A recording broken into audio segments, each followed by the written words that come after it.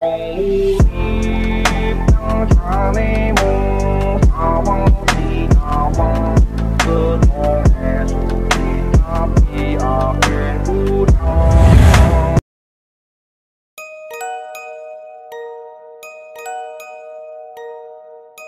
guys, thank you udah klik video ini. Apa kabar buat kalian semua? Semoga kabarnya baik-baik saja, diberikan kesehatan, dilancarkan rezekinya, dan dimudahkan segala urusan-urusannya. Balik lagi di channel Rusdi Nur 03, channel yang akan membahas light novel, manga, dan Jepangan lainnya.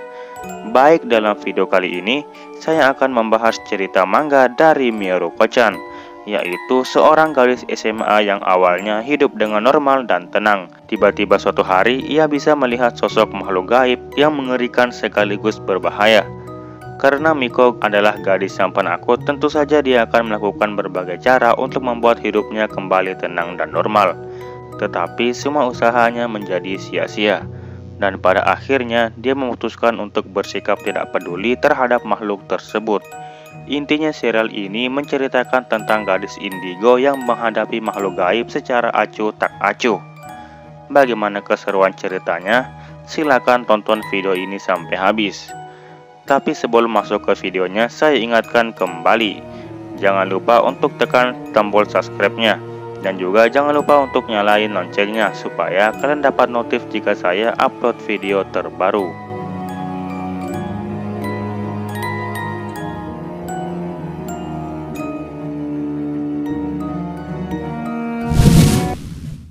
Ceritanya diawali dengan seorang gadis SMA bernama Miruko, tapi dipanggil dengan sebutan Miko. Dia sedang berteduh di halte bus karena hujan yang sangat lebat. Tapi seketika dia dihampiri oleh sebuah makhluk mengerikan yang melihat gadis itu, sambil bertanya bahwa apakah si gadis dapat melihat wujudnya. Tapi Miko tetap berpura-pura untuk tidak melihat sosok itu. Dia bahkan mengalihkan pandangannya ke smartphone miliknya sambil bilang kalau dia belum membalas pesan lain dari temannya. Tak lama kemudian, sosok mengerikan itu pun pergi meninggalkan Miko dengan rasa kecewa karena berharap gadis SMA itu dapat melihat wujudnya. Miko yang sudah menyadari kalau makhluk itu telah pergi, mulai gemetaran ketakutan sambil bertanya-tanya tentang makhluk apa itu tadi. Miko benar-benar melihat wujudnya dengan jelas. Panel pun berpindah di rumah Miko. Sebagaimana rutinitas seseorang jika ingin tidur, maka wajib untuk sikat gigi terlebih dahulu. Di dalam kamar mandi itu, Miko masih bergumam tentang kejadian di halte bus tadi. Kalau dirinya nanti bakalan bermimpi buruk karena sudah melihat sosok makhluk mengerikan itu. Dan dia kepikiran buat menaruh garam di kamarnya sebelum tidur nanti. Tapi tiba-tiba, sosok mengerikan yang lain tiba-tiba muncul di belakang Miko dengan wajah terbalik. Miko yang melihat sosok itu melalui cermin tentu saja terkejut setengah mati. Tapi dia sempat terdiam sesaat, kemudian mulai menggosok matanya, berharap apa yang dia lihat itu hanyalah ilusi semata. Kemudian dia mulai membasuh kedua matanya sambil bertanya-tanya di benaknya bahwa tidak mungkin kejadian klise seperti itu dialami olehnya, dan dia memutuskan untuk tidak beraksi apapun yang terjadi. Berharap setelah membasuh matanya, maka makhluk itu bakal menghilang seperti di film. Tapi ternyata tidak. Makhluk itu ternyata masih berdiri di belakang Miko dengan wajah terbaliknya sambil menganga. Makhluk itu berdiri di sana selama 20 menit. Kemudian panel pun berpindah di kamar Miko. Di sana Miko telah menyiapkan semangkok garam sampai menggunung. Dia masih beranggapan kalau dia terus mengabaikan makhluk itu, maka seharusnya dia akan baik-baik saja. Miko yang sudah capek mulai duduk kemudian berbaring di kasurnya sambil mencari cara mengusir hantu di internet.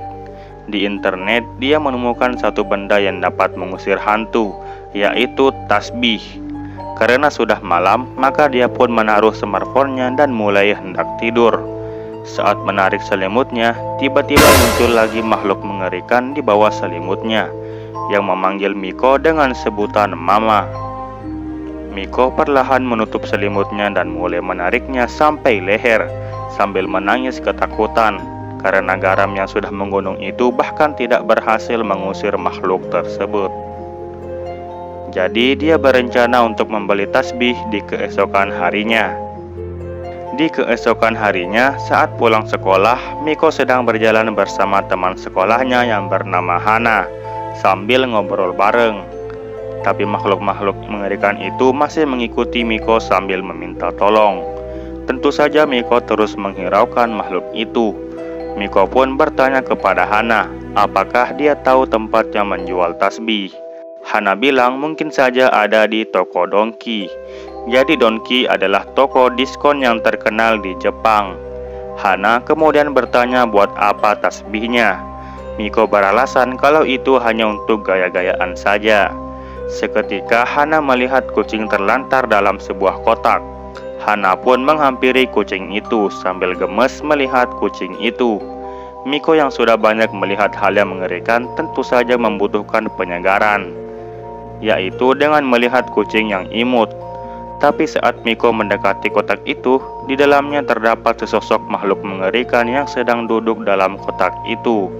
Hana masih sibuk dengan kucing itu yang menjilati jarinya, sambil mengatakan, bukankah ini gawat?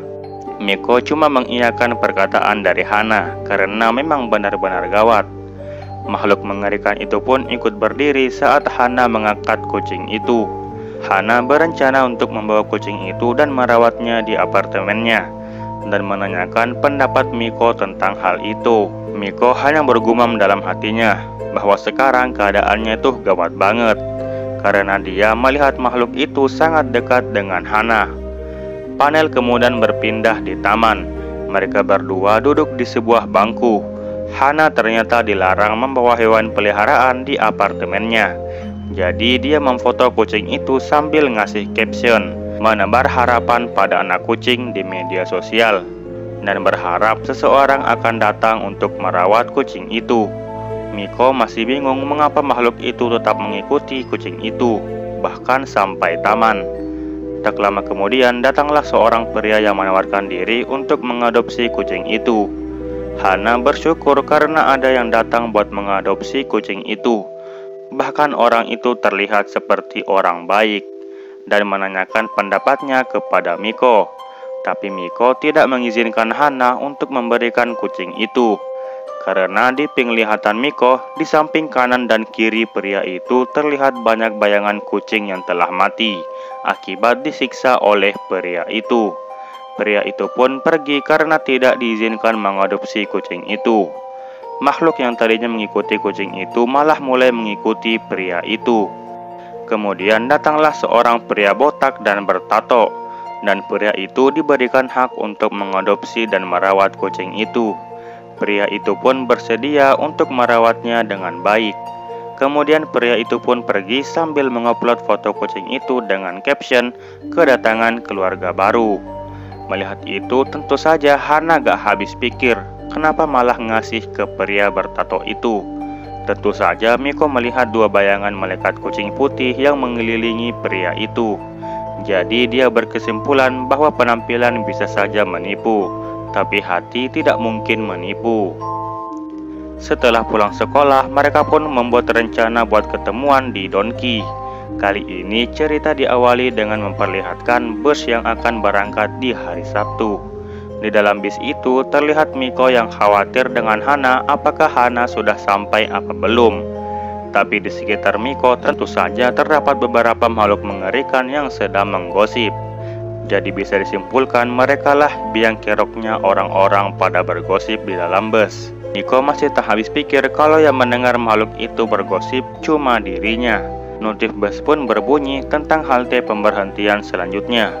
Miko sudah berencana untuk turun di situ, tapi tiba-tiba terlihat kaki makhluk itu yang sedang duduk di sebelah Miko, sambil bergosip tidak jelas. Bus pun berhenti dan makhluk itu turun di pemberhentian itu. Miko yang ketakutan malah tidak jadi buat turun. Di tempat duduk sebelahnya ternyata terdapat seorang gadis yang sedang menelpon sambil menggosip dan berbalik mengarah ke Miko. terlihat raut wajah Miko yang imut sambil menangis. Jadi gadis itu pun menutup teleponnya sambil bergumam dalam hatinya, apakah karena dirinya sehingga gadis di tempat duduk sebelah menangis. Miko kemudian mengechat Hana kalau dia ketinggalan halte. Ternyata Hana juga salah kereta, jadi dia akan menjadi sedikit terlambat. Jadi diketahui apabila kita menaiki bus, maka kita harus menjaga tata krama. Setelah sampai, Miko menunggu Hana di sebuah kafe sambil menyeruput minuman matcha latte-nya. Dan dia berharap agar minuman itu bisa membuatnya tenang. Karena sekarang dia masih tetap takut. Di hadapan Miko terlihat seorang pria yang sedang menelpon kekasihnya sambil berbohong. Dan di samping pria itu tentu saja terdapat makhluk mengerikan kayak Mbak Kunti yang sedang membisikkannya kata-kata yang akan dia keluarkan saat berbicara kepada kekasihnya. Pria yang sudah menutup teleponnya kemudian menyadari pandangan Miko kepada dirinya. Diikuti dengan hantu Mbak Kunti itu yang ikut melirik ke arah Miko. Pria itu pun tersenyum melihat Miko. Miko seketika memalingkan wajahnya. Miko menyadari kalau makhluk itu mulai mendekati dirinya. Miko menjadi panik seketika, dan ketika makhluk itu tepat berada di depannya, makhluk itu pun berteriak di hadapan Miko kalau pria itu adalah miliknya. Miko pun mencari alasan dengan bilang kalau dia keren sekali sambil melihat HP-nya. Jadi kamera HP Miko menghadap ke pria itu. Jadi pria itu beranggapan kalau dia sedang difoto. Padahal Miko mengalihkan perhatiannya dari makhluk itu sambil menonton pertandingan gulat yang ada di HP-nya. Tak lama kemudian makhluk itu pun mulai menjauh dari hadapan Miko. Sepertinya rencana Miko sudah berhasil. Miko sudah berencana untuk pergi dari sana secepat mungkin. Tak lama kemudian datanglah Hana sambil manggil namanya dan meminta maaf karena datang terlambat. Setelah Miko memasukkan semua barangnya di tas dan hendak pergi, pria itu mencegat Miko dan menanyakan mengapa Miko melirik ke arahnya. Apakah dirinya membuat Miko tertarik? Kemudian pria itu minta nomor HP-nya Miko. Tapi Miko mengabaikan ajakan pria itu dan mulai menghampiri Hana. Hana mulai bertanya kepada Miko, apakah kamu mengenal cowok itu? Kayaknya dia ngomong sama kamu deh. Miko hanya berpura-pura tidak tahu.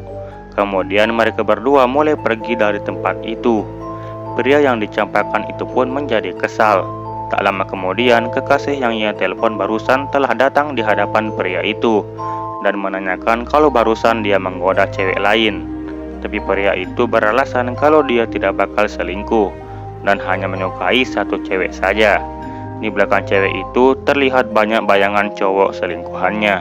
Miko berkesimpulan ternyata mereka sejenis, yaitu sama-sama tukang selingkuh. Panel pun berpindah di toko Donki. Miko terlihat sudah membeli tasbih sebanyak 4 buah yang bertujuan untuk melindungi dirinya. Sementara si Hana malah membeli boneka baru. Miko bertanya kepada Hana, bukankah boneka di rumahmu sudah banyak? Tapi Hana menjawab kalau semakin banyak maka semakin lucu. Hana juga balik bertanya kepada Miko, kenapa sampai membeli 4 tasbih? Miko hanya bilang kalau semakin banyak maka semakin efektif. Setelah mereka keluar dari toko Donki, Hana mulai bertanya lagi, apakah tasbih lagi tren akhir-akhir ini? Miko menjawab kalau nanti tasbih bakalan jadi barang yang populer. Jadi Hana juga mau ikutan beli tasbih buat ngikut tren kekinian. Seketika Miko teringat tentang makhluk mengerikan yang banyak bertebaran di mana-mana. Miko pun memberikan 2 tasbihnya kepada Hana buat meningkatkan penjagaannya. Hana kemudian berterima kasih kepada Miko, dan sebagai gantinya Hana ingin membelikan oseripan alias roti berbentuk pantat buat Miko dan mengarahkan jalannya mengarah ke toko roti tersebut. Tanpa diduga, jalan itu terdapat banyak makhluk halus dan Miko sempat ingin menghentikan langkah Hana. Tapi Miko terkejut melihat makhluk halus itu malah menghindari Hana. Miko terlihat senang karena tasbihnya bekerja dengan yang diharapkan. Hana kemudian mulai berlari meninggalkan Miko karena takut kehabisan roti itu. Karena roti itu dijual sebanyak 50 buah dalam sehari. Melihat Hana yang sudah menjauh, seketika di hadapan Miko muncul makhluk halus yang lehernya diikat sebuah rantai dengan kepala yang hancur sambil menggantung. Seketika dua tasbih yang berada di tangan Miko menjadi putus semua, sehingga bolanya berserakan di mana-mana. Hana yang melihat Miko mulai mematung mulai mendekatinya. Miko hanya menjawab sambil mata terbelalak kalau dia tidak apa-apa, hanya tasbihnya saja yang putus. Miko berharap Hana tidak berjalan mendekatinya, karena di depannya terdapat makhluk halus. Miko menjadi sangat ketakutan dan bingung bagaimana cara melewati makhluk itu. Apakah dia harus memutar atau menabraknya? Karena kalau memutar, pasti makhluk itu bakalan tahu kalau Miko bisa melihatnya. Jadi dia memutuskan untuk berjalan ke depan dengan cara menabraknya. Hana terkejut karena dua tasbihnya Miko jadi putus. Jadi dia minta buat kembali ke Dongki buat beli yang baru. Tapi Miko sudah tidak mempersalahkan hal itu. Hana kemudian melihat kalau bonekanya sudah terjatuh dan mulai berjalan buat mengambil boneka itu di tengah jalan, yang letaknya tepat berdirinya makhluk halus itu. Terlihat kepala Hana masuk di dalam tubuh makhluk halus itu. Setelah mengambil boneka itu dan memberikannya kepada Miko, terlihat wajah Miko yang imut sambil ketakutan sembari menangis. Hana tidak tega melihat Miko yang menangis karena tasbihnya yang hancur. Jadi dia ingin balik dan memarahi pemilik toko yang sudah menjual barang cacat kepada Miko. Miko hanya menahan Hana yang berusaha balik. Oke, sekian untuk pembahasan video kali ini. Jangan lupa untuk tinggalkan jejak di video ini berupa komen dan juga like-nya. Sampai jumpa di video selanjutnya. Salam damai seluruh alam.